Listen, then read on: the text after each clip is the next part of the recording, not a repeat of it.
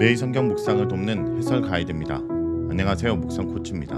함께 읽고 나눌 말씀은 예레미야 7장 1절에서 15절까지 말씀입니다. 하나님 말씀에 순종함이 없이 드려지는 제사는 심판을 초래할 뿐입니다. 성전 제사에 앞서 먼저 제 길과 행실을 바르게 해야 합니다. 하나님은 말씀에 순종하는 삶을 희생 제물로 원하십니다. 1절에서 7절을 보겠습니다. 1절에서 7절은 길과 행위를 바르게 하라고 말합니다. 여호와께서 이번에는 말씀을 선포할 장소를 특별히 지정해 주십니다. 예레미야는 여호와의 집 문에 서서 여호와의 말씀을 선포해야 합니다. 이는 선포할 메시지가 성전과 관련이 있음을 시사해 줍니다. 유다 백성이 여호와의 성전으로 떠받드는 예루살렘 성전의 멸망을 선포하려 할 때 여호와의 집 문보다 더 좋은 장소는 없을 것입니다. 잘못된 유다의 성전 신학을 규탄하기에 성전 문 앞보다 좋은 장소를 생각해 볼 수는 없습니다. 만군의 여호와 이스라엘의 하나님께서 예레미야에게 선포하도록 주신 말씀은 약속이 함께하는 겉면의 말씀이었습니다. 먼저 긍정적 겉면이 주어집니다. 3절에 너의 길과 행위를 바르게 하라. 그리하면 내가 너희로 이곳에 살게 하리라. 유다 사람들이 올곧은 길을 가며 바른 삶을 산다면 가난에서 쫓겨나지 않고 영원히 살게 될 것입니다. 여호와께서 그들의 조상에게 영원토록 준 땅의 약속과 그분의 가르침에 따른 윤리적 삶이 하나로 연결됩니다. 2절에 여호와께 예배하러 이 문으로 들어가는 것으로는 땅의 약속을 구속력 있게 만들 수 없습니다. 땅과 하나님 백성의 유기적 관계는 성전 또는 성전 제사가 아니라 길과 행위를 바르게 하는 삶에 의해 지속됩니다. 부정문으로 기술된 두 번째 겉면은 이를 명시적으로 언급합니다. 4절에 너희는 이것이 여호와의 성전이라 여호와의 성전이라 여호와의 성전이라 하는 거짓말을 하지 말라. 하나님은 예루살렘 성전에 대한 유다 백성의 한상을 충격적으로 고발하십니다. 예루살렘 성전의 존재가 하나님의 구원과 축복을 보장해 준다는 주장은 거짓말입니다. 예루살렘 성전이 여호와의 이름으로 일컬음을 받는 집이라는 점에서 남다른 지위와 특권을 자랑할 수 있겠지만 그 이상은 아닙니다. 예루살렘 성전이 여호와의 성전이라면 예루살렘 성전에 당신의 이름을 두신 여호와의 의지를 대변할 수 있어야 하고 그럴 때야만 성전은 여호와께서 택하신 구원의 매체가 될 수 있습니다. 그렇지 않고 거짓말이나 조장한다면 예루살렘 성전은 그저 웅장한 건물에 불과할 뿐입니다. 성전과 그 성전을 택하신 여호와는 구별되어야 합니다. 명령문의 처음 두 겉면과 달리 5절과 6절의 겉면은 조건문으로 기술됩니다. 5절은 절대형 부정사 참으로가 첨가된 것을 제외하면 3절의 겉면을 그대로 받습니다.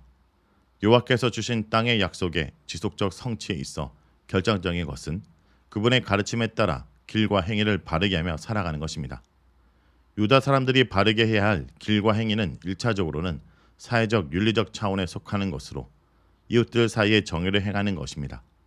정의는 하나님께서 세우신 사회적 법적 질서로서 유다는 정의의 실천을 통해 하나님 백성으로 살게 됩니다. 정의의 실천은 공동체의 삶 가운데 구체적으로 드러나야 합니다. 6절에 이방인과 고아와 가부를 압제하지 아니하며 무지한 자의 피를 이곳에서 흘리지 아니해야 한다. 공동체는 이들을 이웃으로 받아들여 남다른 관심을 갖고 보살펴야 합니다. 출애굽기 22장 21절에서 23절에 따르면 하나님은 이방인과 고아와 가부의 부르짖음에 응답하시는 분입니다.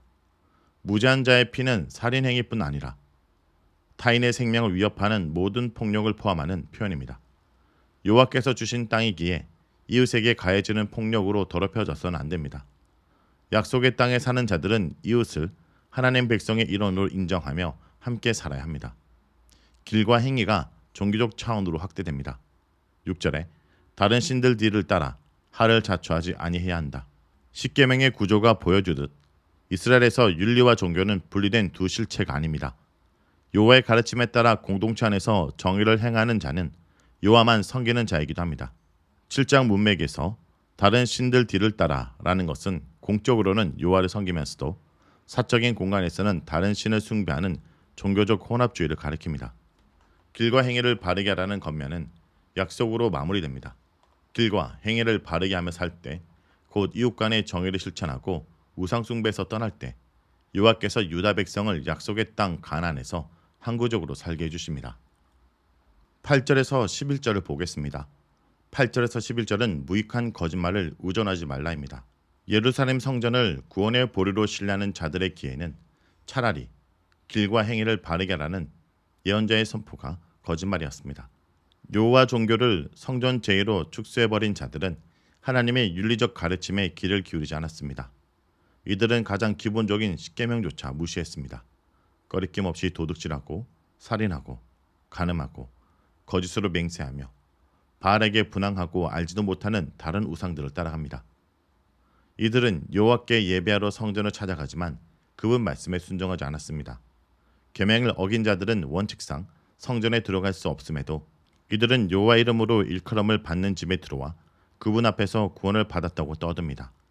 이들은 성전 예배를 통해 성전 밖에서 범한 죄가 모두 용서받았다고 하나님께 감사를 드리고 돌아가서 다시 가증스러운 짓을 계속합니다. 여호와의 이름으로 일컬음을 받는 성전이 도둑의 소굴이 됩니다.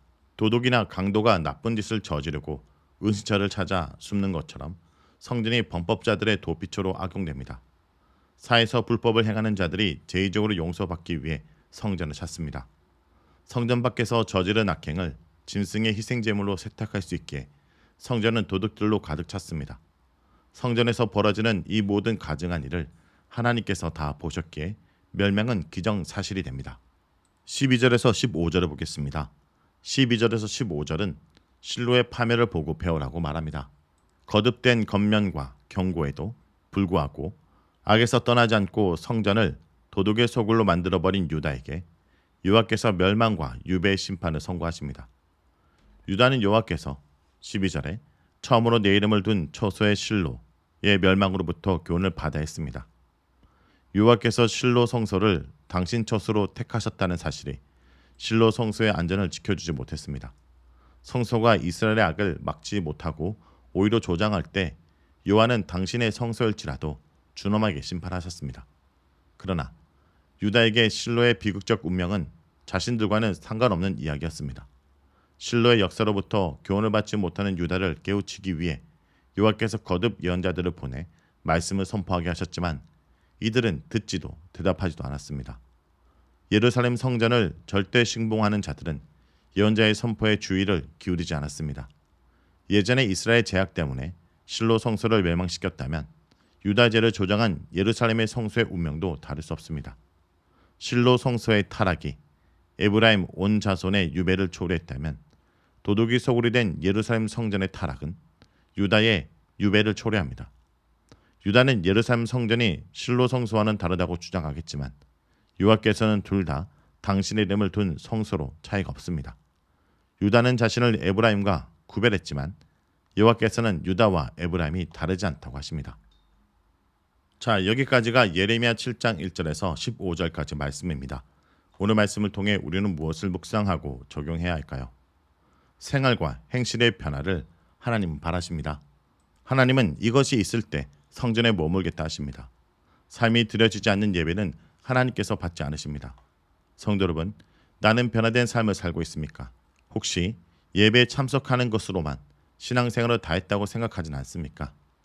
성도 여러분, 예배만 잘 드리면 어떻게 살아도 문제가 되지 않을 것이라는 생각은 착각입니다. 오늘도 삶으로 예배하는 주의 백성들이 되길 간절히 기도드립니다.